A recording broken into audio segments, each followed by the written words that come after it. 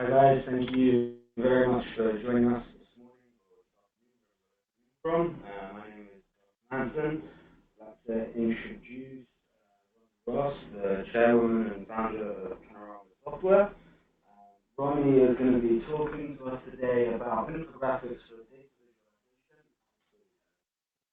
Much. Any questions? Just send us through and we'll get to them right at the end. Thank you. Thank you so much. Hi guys, so my name is Ronnie Ross. I founded Panorama, I'm the chairman, and I really have an extremely exciting subject to talk about. I think you will just love it. The issue we want to talk about is infographics for data visualization and storytelling. Now, what is infographics? We know about infographics. These are graphic visual representations of information, data, or knowledge that are intended to present information quickly and clearly. Now, the thing about infographics is that they can really improve cognition by utilizing graphics to enhance the human visual system's ability to see patterns and trends. We all have a much more likely capability to understand patterns and trends when the thing that we look at really speaks the subject matter of what is of interest to us. And infographics have proven to be a fantastic tool that enables people to grasp complex data relationships in a way that is intuitive and business-oriented.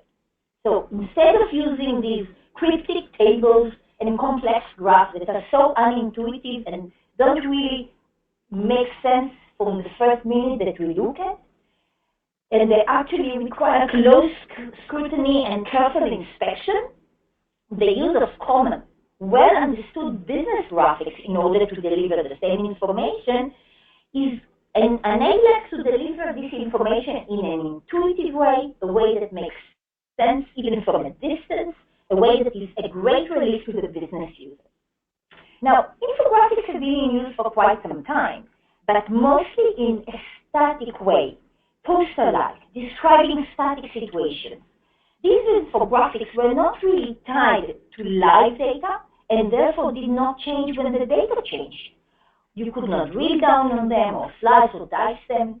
And what we want to describe to you today is a new kind of infographics, live, dynamic infographics that change when the data changes, so that you can drill down into them, you can slice and dice, and they are part of a decision-making process, and they engage a team and enable them to collaborate in order to solve problems together.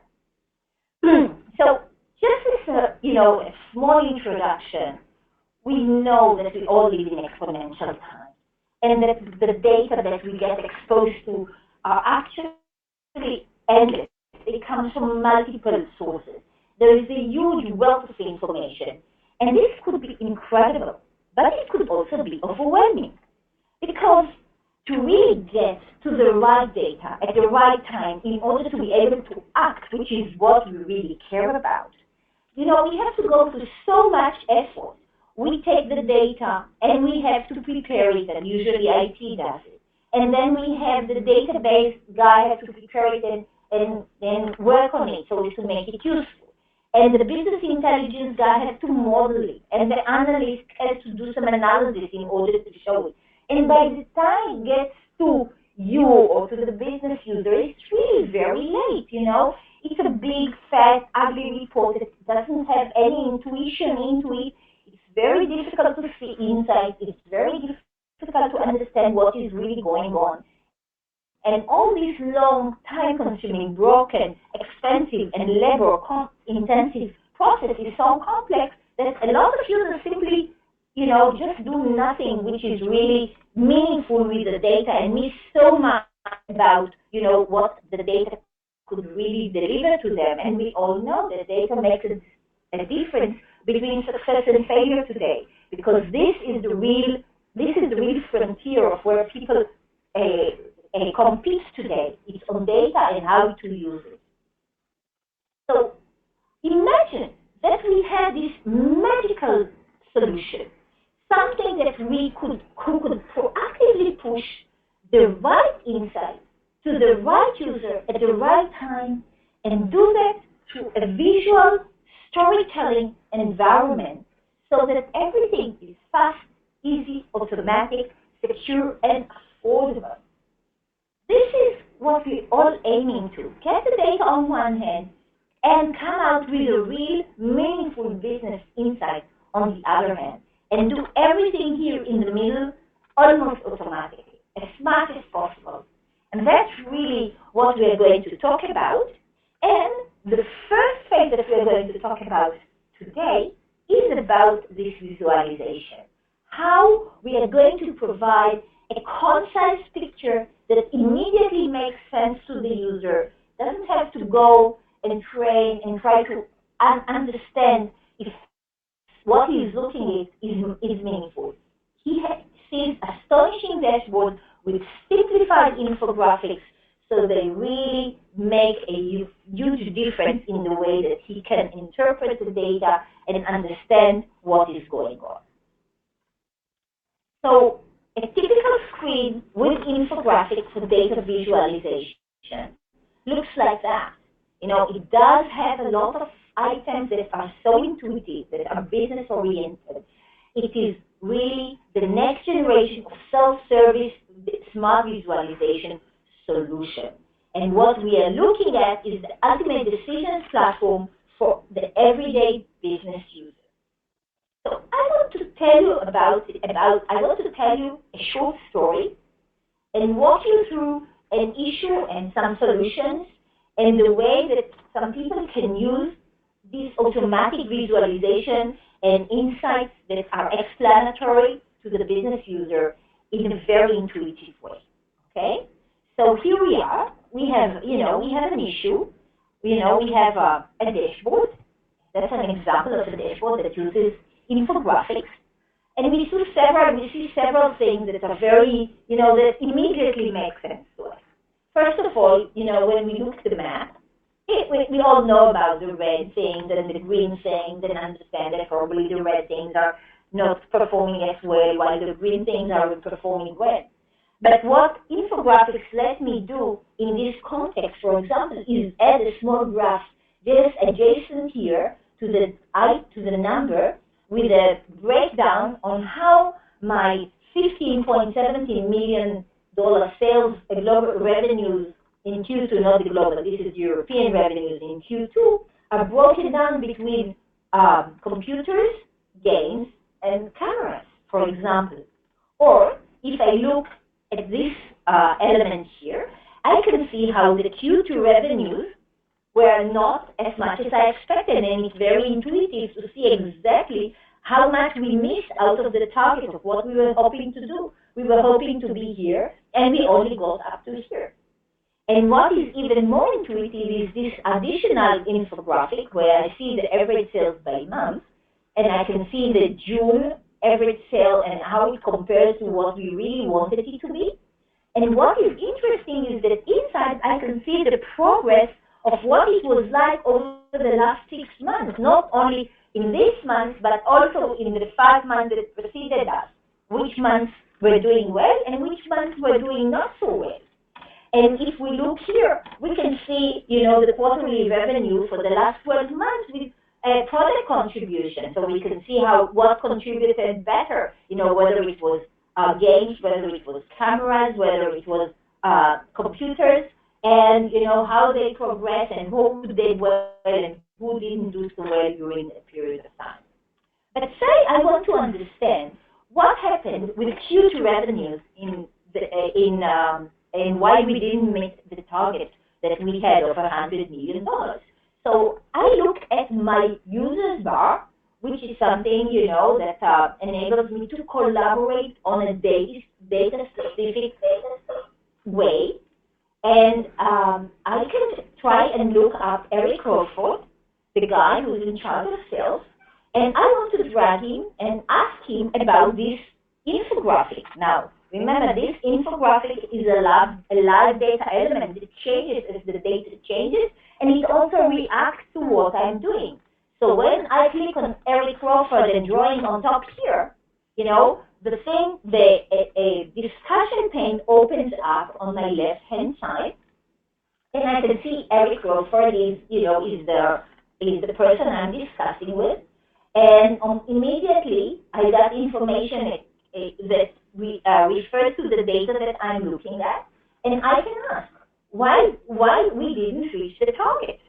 Okay, and I can tap that and just ask him. Now, nice thing, if your system is designed well, when Eric Crawford will receive a message that I'm looking for him and that I have a question for him, and when he opens up that question, he will be able to click on the button there and see exactly what I saw when I asked him the question. This is very crucial for collaboration. One of the major issues that people have when they try to solve problems with business intelligence systems is being able to share exactly what is it that they want to investigate together. Because what you see is what I see is critical to be able to understand what happened to what was the situation that I wanted to inquire about, even though the data has probably changed ever since. So we really want to be able to go back and see exactly the same slice of data that I saw when I. So Eric looks at that, and he responds to me, and he needs indeed what he wants. He looks at the same data and says, well, I really want to drill down, and I want to see the sales analysis work code. Okay, this is a very high level thing. I want to see the sales analysis workboard. Click, and we get the sales analysis workboard. And here is a nice example of a different kind of infographic environment. So we have the classical map, in the thing, and we've got the graphs, and we've got the charts and things like that. But here, when you look at this chart right here, what you see here is what we call in-cell infographic. So we use infographics, but we use them inside of a chart, in a very intuitive way. So we all understand things are green and they're good, and that things are red and not so good. But it's very intuitive to understand, that what we are seeing here under Virginia is the progress of camera sales in Virginia in the last 6 months, or the computer sales in Virginia, or the toy sales in Virginia in the last 6 months. And we can see it's very obvious, that things didn't go as well in Florida, and things are going much better in Ohio, etc., etc. So the use of infographics is a very wide use, and we can use it in very, very different scenarios. The one thing that is very easy is make sense. Eric says, okay, everything on the top level, everything looks great, but there must be some issues hidden below. So what he will look into in the data, he will look into things like this red exclamation mark. That means that underneath this level, there is something underneath these Illinois camera cells that didn't really work well. And another tool that Eric could do is that he could ask for the automatic exception mechanism. If he clicks on the automatic exception mechanism, the system analyzes the data and compares it to the previous period. And it will indicate to Eric here with this red triangle upside down that something didn't work well with camera cells in June. Okay, so what Eric may do, he can do several things in order to analyze where he is and what he is doing. One of the things that he could be doing is to find out who are the person who was responsible for selling cameras in June, and what was their contribution, each one of them. So he will click here and ask to see the people who contributed to that effort. And the system will go and analyze who these people are, and he can see that one person is doing extremely well, contributed a lot to the percent growth and to the value growth of the system. But here are different people who were doing so well, and one of them, Adam Moore, really did very, very poorly. So what we really want to do is we want to ask Adam Moore, what happened? Why are things going so badly for you in this location? So we click on Adam and we open a discussion pane. And here's Adam coming up, and we can start asking him questions about what happened and why things happened, etc., etc. So that's a very interesting way of looking at things. But there is another way that I could actually be doing analysis in a smart and automatic system. Because, for example, let's say we want to analyze the data. Okay, so we know that cameras in June didn't do so well. So let's start digging in. Let's drill into cameras and see what kinds of cameras didn't sell. Let's drill in and maybe open an additional drill based on the types of suppliers. Let's try to drill in and do an additional thing to see what kind of stores didn't sell well. So there are so many options on analyzing what may have gone wrong when we look into why sales of camera in June did not succeed, not only mostly with Alan Moore, but maybe with others. So what we do, why don't we let the system do automatically for me this process of analyzing the data, of drilling and slicing and dicing and filtering and trying to figure out what may have been the root cause of the issue that I'm looking at. So I'm clicking here, and I ask the system to do a cause and effect.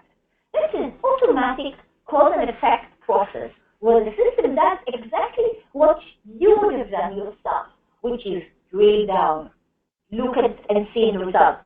Is there something significant after I drill down here? Well, maybe yes, maybe no. If it is, let's put it aside and let's look at something else. Eventually, the system figures out a set of 4 most likely causes for the issue that I look at.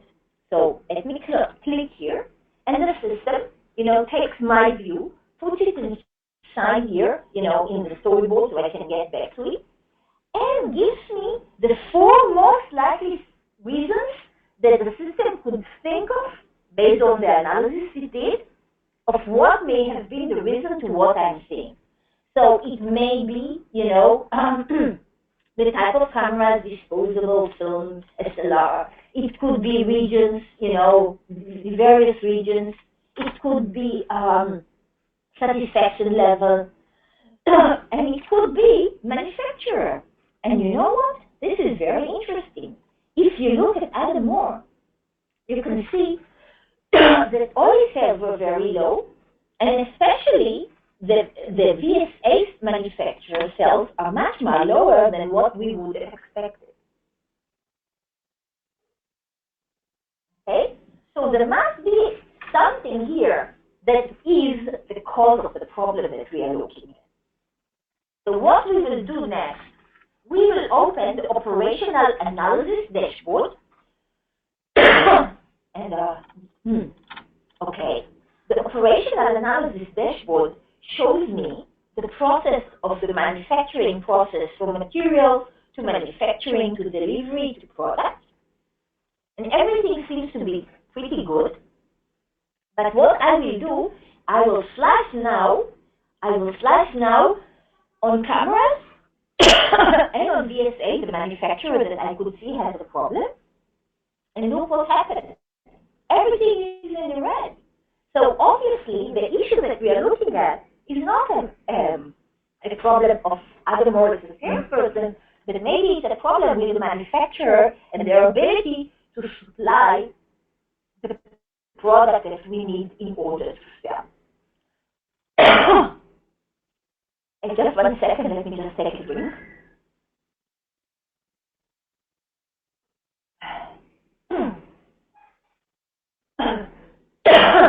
So, with this small story, what we can see is how a system that has visual access to huge amounts of data can present it in easily digestible visuals, and how an image, if it is well designed, can be the simplest and at the same time the most powerful tool to drive decisions, and how dynamic infographics for BI drive and help you make the right decisions. And if you combine dynamic infographics with smart reasoning technology like automatic insight, automatic cause and effect, data-driven collaboration. All this can really shorten the process, make you discoveries, and get you from data to insight automatically.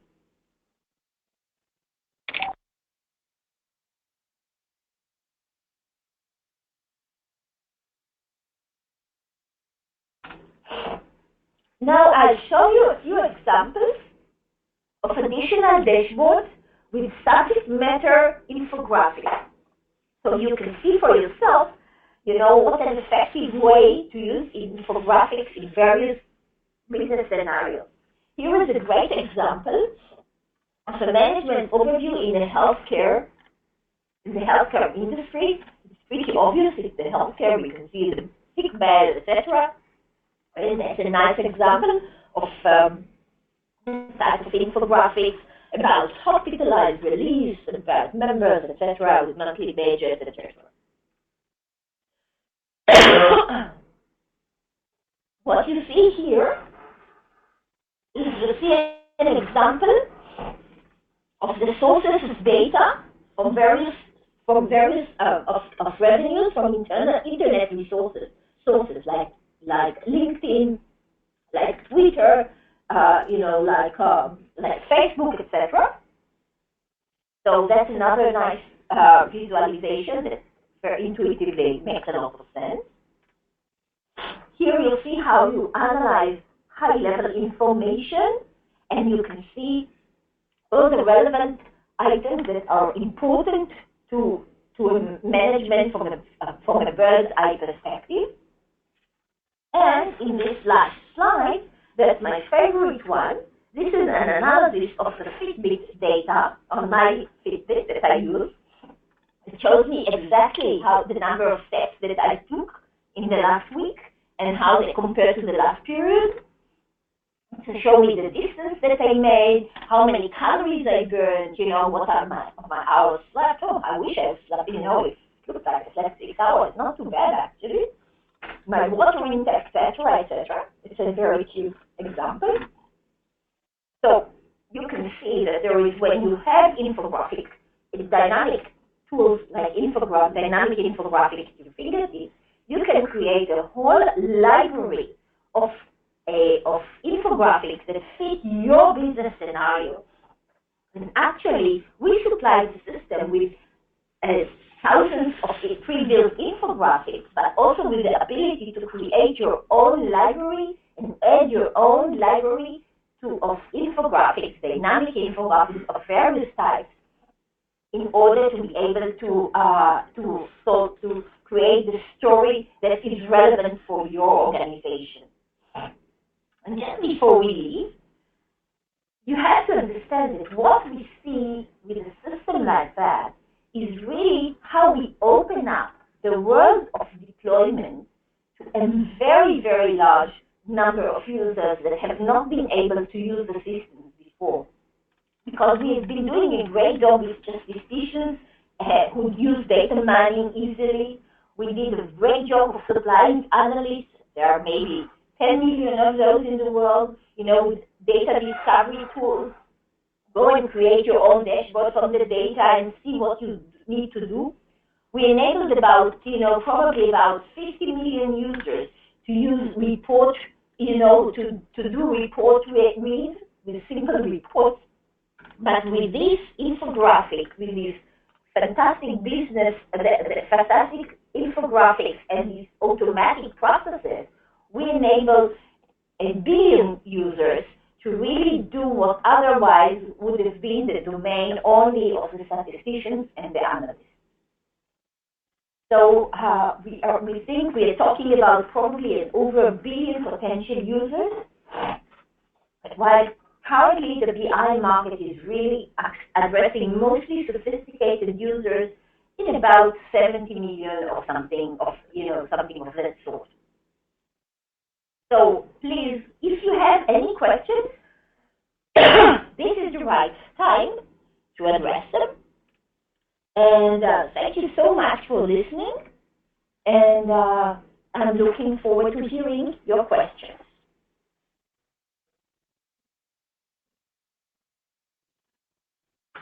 Thank you very much, Ronnie. That was an incredibly insightful 25 minutes. We actually have a few questions coming through right now, so if you stick with us. The first one is, Ronnie, do you think that charts and graphs will go away in the future, or go out of fashion in graphics? No, no. Typically, these things will not go out of fashion. Charts are important, graphs are important. Just that the visualization, the infographics are so much more attuned to the business users. There will always be a combination of those. Absolutely a combination of graphs, charts, infographics. Thank you. The next question is, can users add their own graphics and graphical languages to the Oh, that's a great question. I think I referred to it in my talk earlier. Yes, users can create their own libraries of infographics, with any type of both our own internal development environment and external tools, and add them in and build their own libraries and their own directories of libraries. And lots of our customers have done exactly that, even though we supply thousands of pre-built infographics. There's not a limit. That's great. Thank you. We actually have another question just coming now. Can the full benefits of infographics be reached in both big and small businesses? Yes, actually, yes, it absolutely is. I don't even know what to tell you, because the problem of the business user exists both in large and in small businesses. And actually, I think that in the smaller businesses, it's even more acute, because there are so much fewer analysts and data-savvy people who can take care of the classic analyst tools. Okay, that's great. The next question is there a limitation to the number of elements in each infographic? No, there isn't really, but you have to understand that when you are talking about building a dashboard, you should really make sure that it's not overcrowded and that it's still readable and intuitive. It's very important. Sometimes less is more.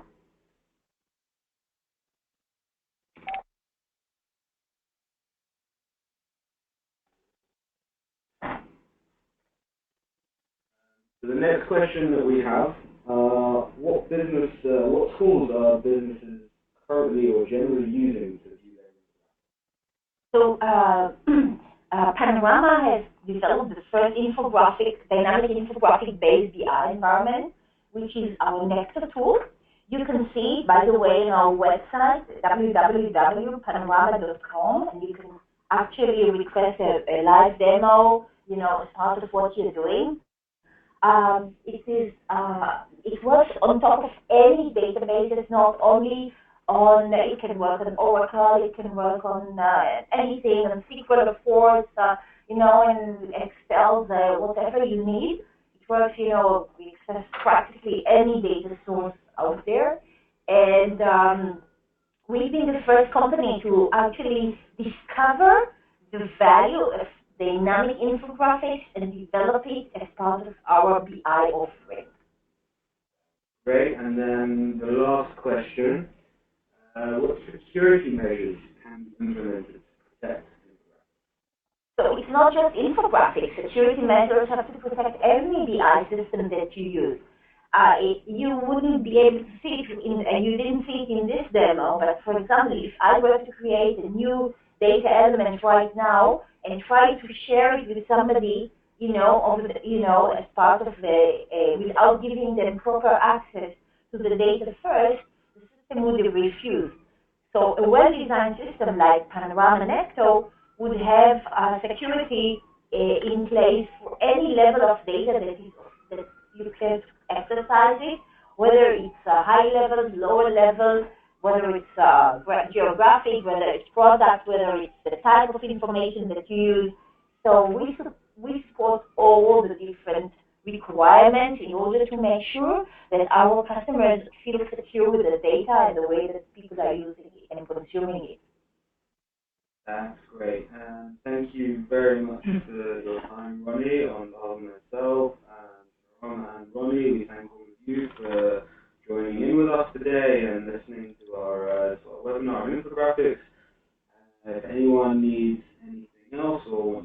questions being answered, don't hesitate to contact us, and we'll be happy to do a great week, and take care. Thank you so much, and I apologize for, having to all these coughing issues in the middle. Thank you.